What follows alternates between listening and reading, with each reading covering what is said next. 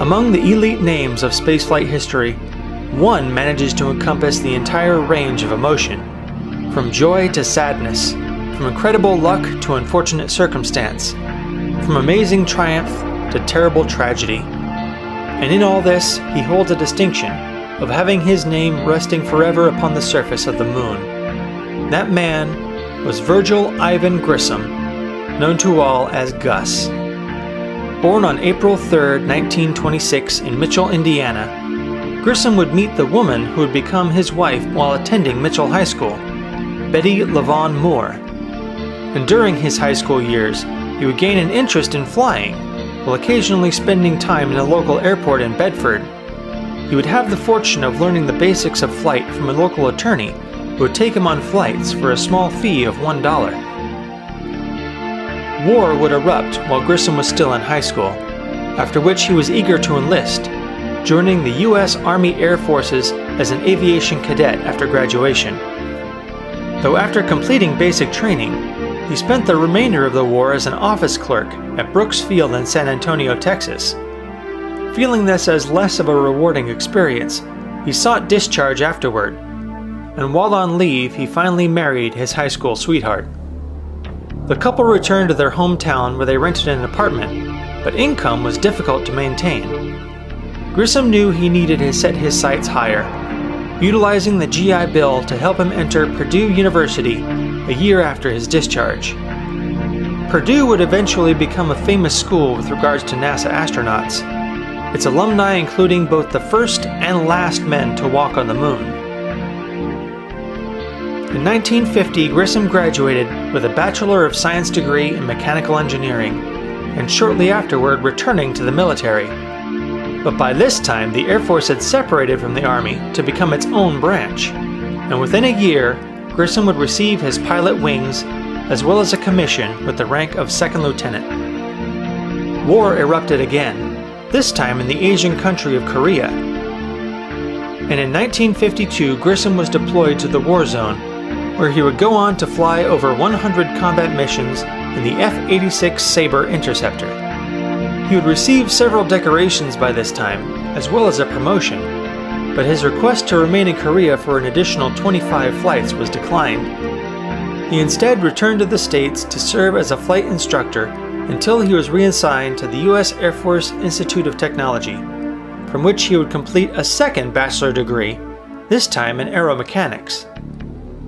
Finally, in 1957, he would find his way to the now famous Edwards Air Force Base in California to attend the Air Force Test Pilot School, a move that would shape the rest of his life. In 1958, Grissom received an official message, classified as top secret, to travel to an address in Washington, D.C.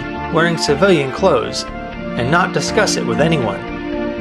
As odd as this may have been, he had received secret orders and reported to strange locations as part of his military service before, so he did not question it. When he arrived, he would see he was not the only one with such orders, as he was one of 110 military test pilots chosen to try out for an experiment called Project Mercury. These were some of the best pilots in the country, all chosen based on flight experience, educational background, and physical requirements. Not just physical fitness, but could not exceed a certain height, which was good because Grissom was no tall man. After an extensive battery of physical and mental examinations, having been poked and prodded in every orifice in his body, even creating some new ones, Grissom would make the cut as one of the final 7 men selected to be America's first astronauts, the Mercury 7. Though he was almost disqualified from consideration when the doctors discovered he suffered from hay fever, but since there was no pollen in space, his allergies would not be a factor, and he was allowed to continue. And continue he would, as Grissom would make NASA's shortlist of the first men in space. He would take second seat behind Alan Shepard, but would find himself on only the second American spaceflight. He was chosen specifically because of his engineering background to fully evaluate the new orbital version of the Mercury spacecraft on a suborbital test flight.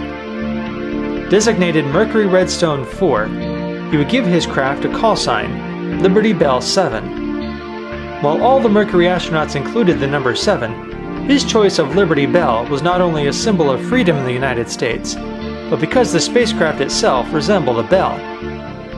Grissom was out to top Shepard's near-flawless Mercury flight, and he may have done exactly that, hitting splashdown on time and on target, all objectives completed. But that is not what people remember. The hatch blew unexpectedly, and the spacecraft began to sink in the ocean. Grissom was saved, but his spacecraft was lost. Initial impressions were that he had blown the hatch prematurely out of fear, but his testimonies afterward would constantly say the opposite. He had followed all the necessary procedures, and while he did remove the cover for the hatch trigger, as procedures required, he did not have the telltale bruise anywhere on his body that jamming the metal switch would invariably leave. It would be nearly 4 decades before the craft was finally recovered, but the onboard camera did not survive the depths of the ocean, and all the film was exposed to seawater and was useless. Despite rumors and accusations, none of which NASA subscribed to, Grissom remained with the program and in flight rotation.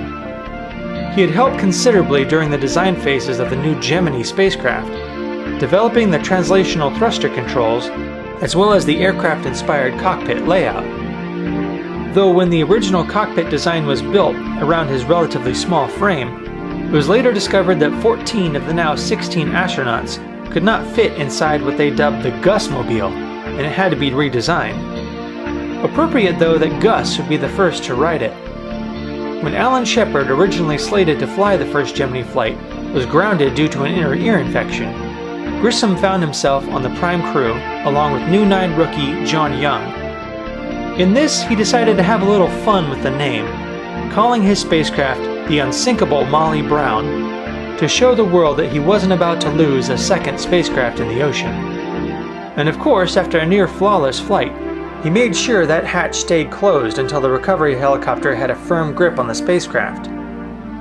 Even so, NASA was not amused by the name, and directed that no further Gemini spacecraft be given call signs, merely referred to by their Gemini flight number. Sorry, Gus.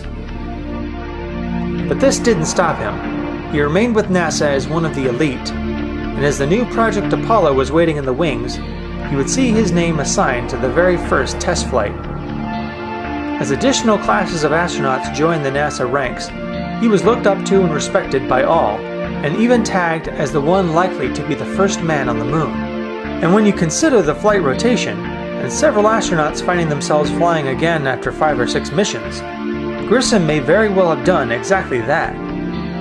Deke Slayton and Chris Kraft had also stated they wanted one of the original Mercury 7 to make the first step on the moon, and their choice would have been Gus. But it was all not to be. During a routine test of the Block 1 Apollo spacecraft, Grissom perished in a fire, along with fellow astronauts Ed White and Roger Chaffee. One of the most devastating incidents in the entire history of NASA, a blow to the entire country that cost 3 of its best and brightest. Even though spacecraft do not receive their official designation if they do not reach orbit, which would have meant that it would have been referred to as AS-204, NASA decided to assign the Apollo 1 name officially in honor of the 3 fallen heroes, and vowed that no more missions would be attempted until all of Apollo's problems were corrected.